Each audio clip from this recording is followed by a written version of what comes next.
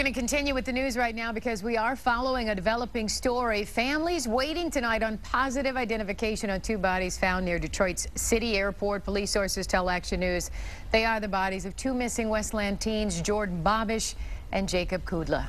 They were found in a field near Lyford and Gilbo. This is on Detroit's east side.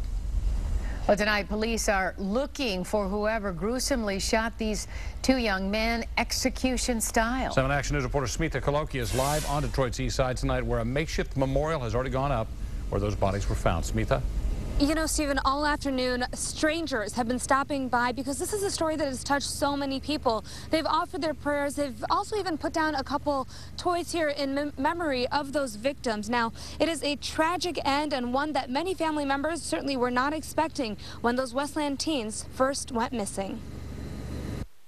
Long after the police were gone, family members arrived at the scene to see if it was real. Jacob Kudla's aunt and uncle left in tears after seeing the matted down grass where illegal dumpers discovered two bodies Friday before 10 a.m. It's like a living hell over here. They won't cut the grass. You see all kind of strange people over here dumping and everything. Sources tell Action News they believe the victims are 17-year-old Jourdan Bobbish and 18-year-old Jacob Kudla, but are awaiting positive identification. The bodies were found lying side by side and badly decomposing.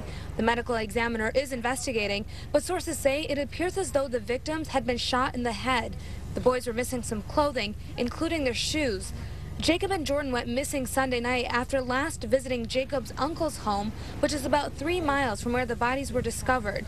But neighbors say today's break in the case could have come much sooner.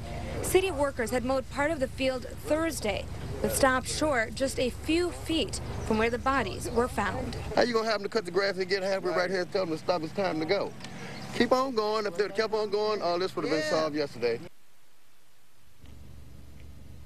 And again, this is very early in the investigation. Detroit police are not releasing anything official at this time, including what a possible motive could be. Now, family members in the past have said that the boys had just picked up some marijuana from an uncle's home. And we should mention also that Jacob's Chevy Cavalier that had gone missing was also partially stripped when it was found. Live near City Airport, Smita Kaloki, 7 Action News. All right, thanks a lot, Smita. Now, 2 ex-cons are under arrest in connection with the case of the Westland teenagers who are now presumed dead. Yeah, as Kimberly Craig tells us right now, those men are in custody, and they're only tied to Jake Kudla's car right now. The car Jake and Jourdan were in was found here in this alley here on Detroit's west side behind this apartment building on Beechwood. And finding out how it got here and who may have dropped it off may be key to finding their killers. This is the white Chevrolet Cavalier the teens were driving when they left their uncle's house on Detroit's east side. And the 2 men police say stripped parts off of it and washed it down, live in the apartment building next to where the car was found.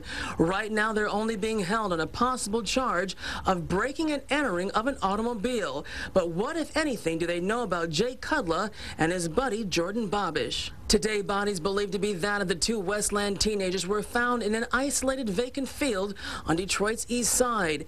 The men accused of stripping their car a few days earlier are still under arrest and claim to know nothing about Jake and Jourdan. Sources say the men, ages 39 and 40, live in the same apartment unit together here. It's unclear if they're related, but Action News has learned that one of them served time for a 2003 armed bank robbery. The other spent time in prison for a criminal sexual assault during a home invasion. And after the bodies believed to be Jake and Jourdan's were found today, police resumed questioning the 2 men in hopes that they may have the key to solving the murders. Kimberly Craig, 7 Action News.